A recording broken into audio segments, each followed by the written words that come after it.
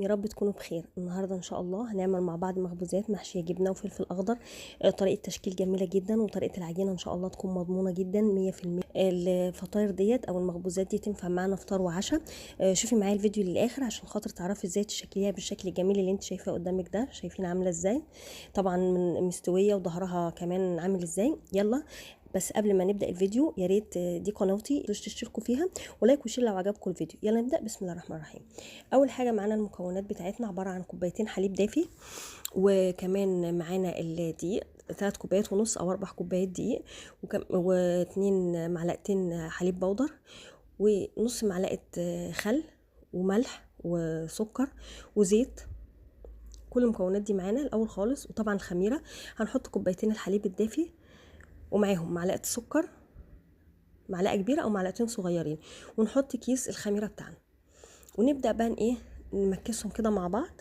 نقلب بالمضرب لحد ما يختلطوا كلهم مع بعض،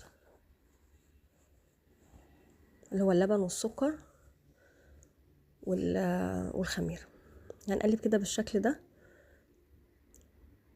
اول بقى ما نلاقي الخميره بتاعتنا كده بتطلع فقاقيع، طبعا انا بقول كده كل مره تبقى الخميره شغاله تمام. لو انت اول مره تستخدميها بتسيبيه شويه، بتغطيها وتسيبيها شويه حوالي 10 دقايق. بعد كده بنبدا نحط الايه الحاجات السايله بتاعتنا اللي هي الخل والزيت فوق منهم، ونحط كمان معلقه الملح، وطبعا نفضل نقلب.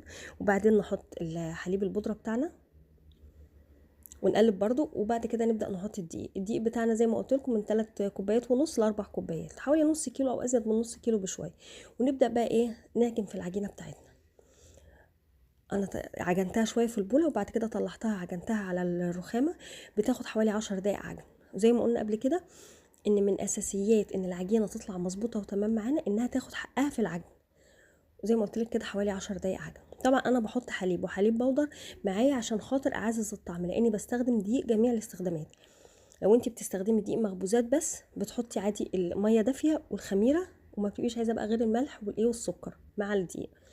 لكن دي جميع الاستخدامات لازم بنحط عليه حاجات تعزز الطعم بتاعه. بعد كده بعد ما بنعجن بنجيب البوله وبندهنها زيت، ونحط فيها العجينه بتاعتنا ونغطيها ونسيبها عشان الجو برد. بنسيبها حوالي ساعه ونص. هنطلعها بقى زي ما انتم شايفين كده خمرت وعليت قوي. نبدا بقى نفرغها من الهواء، وبعد كده هقسمها معاكم. هعملها اسطوانيه، شكل اسطواني طويل كده، وابدا بقى اقسمها قطع على قد القطعه اللي انت عايزاها. يعني عايزه الفطاير دي كبيره، عايزاها صغيره، زي ما انت عايزه. ونبدا بقى نقطعها كده زي ما انتم شايفين. هو المقدار دوت عمل معايا حوالي 20 او حاجه و20 واحده. ونجيب بقى النشابه الصغيره بتاعتنا كده ونبدا نفردها. طبعا لما بقطعها كده برضو بسيبها شويه تريح، وبعدين بالنشابه او بايدك. لو ما عندكيش نشابه صغيره او كده اهي بتعمليها بايدك عادي تاني. وبعد كده بقى بتجيبي سكينه صغيره كده وتقطعيها من الجناب، او انا لو عندك قطعه بيتزا، انا بستخدم قطعه البيتزا في الموضوع ده. وهجيب بقى الجبنه بتاعتنا نحط فيها جبنه براميلي. نحط بقى جبنه براميلي، جبنه بيضه، اسطنبولي، موتزاريلا، اي نوع، شيدر، اي نوع انت حباه. والفلفل الاخضر بقى هتقطعيه كده، ونبدا نتنيها من الجناب بالشكل اللي انت شايفاه ده. الطريقه سهله، طريقه لفها سهله جدا وجديده وشكلها حلو قوي، وكمان لما بتستوي بقى شكلها تحفه.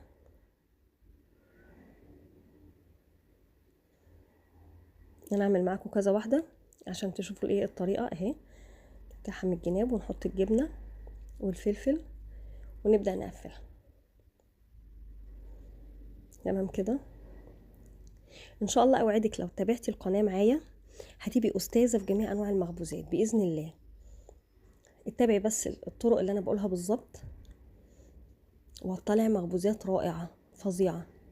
يعني من كتر ما هتبقي استاذه في المخبوزات ممكن تعملي بيها مشروع وهيبقى رائع كمان.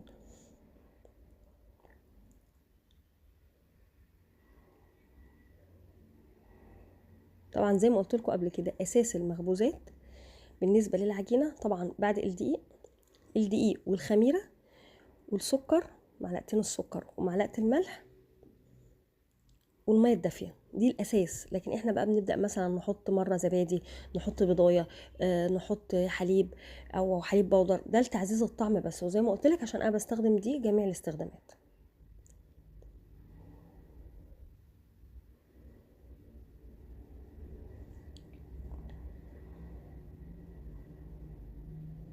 طبعا موضوع التشكيل بقى سهل جدا اهو قدامكم.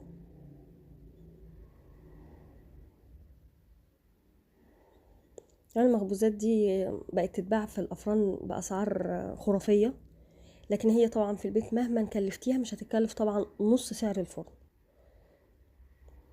كده احنا خلصنا الكميه كلها، بسيبها بقى بغطيها واسيبها شويه تستريح في الايه، في الصينيه اللي انا عامله فيها او في القالب.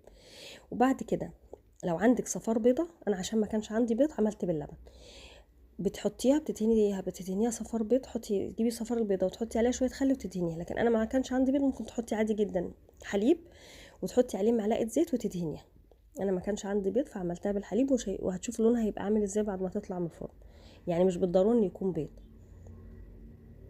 بعد بقى ما بدهنها كلها ممكن تسيبيها كده، ممكن تحط لها سمسم او حبه البركه. لو عندك سمسم او حبه البركه حطي، ما عندكيش حاجه خالص بتسيبيها كده وكفايه لونها اصلا وشكلها كده، والفلفل الاخضر والجبنه ايه خارجين منها، شكلها جميل جدا. هبدا بقى ارش السمسم كله عليها كده، وبعد كده ابقى مشغله الفرن على درجه حراره من 180 ل 220 تبع الفرن بتاعك. بتاخد حوالي ربع ساعه. بتطلعيها من الفرن بتغطيها بفوطه مبلوله وتسيبيها 10 دقايق عشان ايه بتبقى لازقه شويه في الصينيه. وبعد كده بتطلعيها، شايفين شكلها عامل ازاي بالشكل اللي قدامكم ده، رهيبه. إيه طبعا مش ملسوعه حتى من تحت، مستويه من تحت ومن فوق، شكلها مظبوط. شايفين عامله ازاي لما فتحتها؟ هتعمليها ان شاء الله تعجبك، جميله جدا جدا. وان شاء الله اتمنى الفيديو يعجبكم، ويا ريت تجربوا الوصفه وتقولي رايكم فيها، واشوفكم ان شاء الله في فيديوهات جديده.